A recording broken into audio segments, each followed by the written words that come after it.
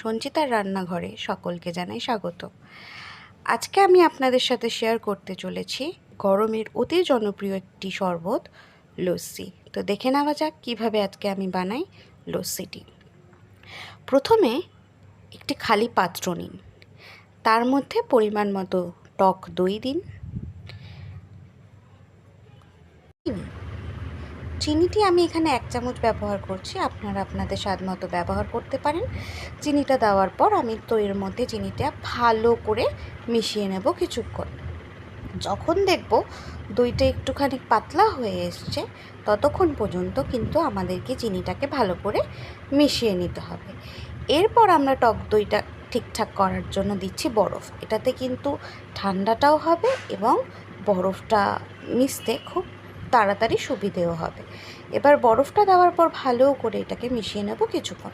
তারপরে এখানে স্বাদটাকে ব্যালেন্স করার জন্য দিচ্ছি নুন। নুনটাকেও কিন্তু দিয়ে ভালো করে কিছুক্ষণ মিশিয়ে নিচ্ছি। মিশিয়ে নেওয়ার পর এখানে গন্ধের জন্য আমি এখানে ব্যবহার করছি গন্ধরাজ লেবুর পাতা। আপনারা চাইলে কিন্তু পাতিলেবুও ইউজ করতে পারেন বা গন্ধরাজ লেবুর রসও দিতে পারেন। এই গন্ধটা ভালো করে যাতে দইটাতে মিশে এবং লস্যিটাতে আসে, তার জন্য আমি ব্যবহার করেছি কিন্তু এই গন্ধরাজ লেবুর পাতাটা। এবার দেখুন, এটা যতক্ষণ না পাতলা হচ্ছে, লস্যির দইয়ের আকারটায় আসছে, ততক্ষণ কিন্তু আমি এটাকে ভালো করে মিশিয়ে নেব কিছুক্ষণ ধরে। যতক্ষণ মেশাবো দরকার হবে ততক্ষণ ধরে কিন্তু মেশাবো। এবার মিশাতে থাকতে হবে। এবার আপনারা যদি মনে করেন কেউ ঠান্ডা জল দিয়ে খাবেন না, কারো যদি ঠান্ডা জল খেতে অসুবিধা থাকে, তাহলে তারা কিন্তু এই লস্যিটা গরম জল দিয়েও খেতে পারেন, কারণ এখানে অল্প হলেও বরফ দেওয়া আছে। এবার আমি দেখুন মিশিয়ে নিচ্ছি ঠান্ডা জলটা।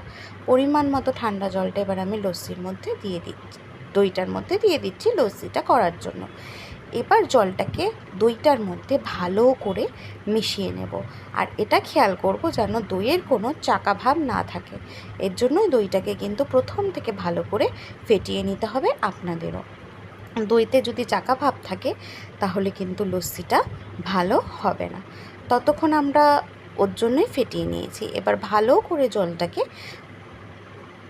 দইটার সঙ্গে মিশিয়ে নিচ্ছি এবং লেবু পাতা দেওয়াতে কিন্তু জলের মধ্যেও গন্ধটা খুব ভালো করে মিশে যাবে একদম। আপনারাও খেয়াল করবেন যাতে না থাকে। এবার একটি গ্লাসের মধ্যে কটা বরফের টুকরো দিয়ে নিচ্ছি ঠান্ডা ঠান্ডা খাওয়ার জন্য। বরফের টুকরোটা দিয়ে এর ওপরে আমি কি করব, লস্যিটা ঢেলে দেব। লস্যিটা ঢেলে দেওয়ার পর তাহলে কি হবে যে বরফটাও জন্য লস্যিটা আরও বেশি ঠান্ডা হবে এবং গরমে কিন্তু আমাদের অনেক তৃপ্তি হবে। এই তৈরি হয়ে গেছে আমার লস্যি। যদি ভালো লাগে বাড়িতে অবশ্যই একবার বানিয়ে খাবেন। খেতে কিন্তু খুব ভালো লাগে এবং এই গরমে খুব তৃপ্তি হবে। আপনাদের সকলকে আমার ভিডিওটি দেখার জন্য জানাই অসংখ্য ধন্যবাদ। এভাবেই পাশে থাকবেন, এভাবেই সাপোর্ট করবেন। লাইক, শেয়ার আর সাবস্ক্রাইব করতে কিন্তু আমার চ্যানেলটাকে একদম ভুলবেন না। একবার এইভাবে লস্যি বানিয়ে খেয়ে দেখুন, গরমে অনেক তৃপ্তি হবে এবং অনেক শান্তি হবে।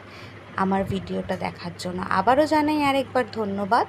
পাশে থাকবেন, সাথে থাকবেন, অনেক ধন্যবাদ।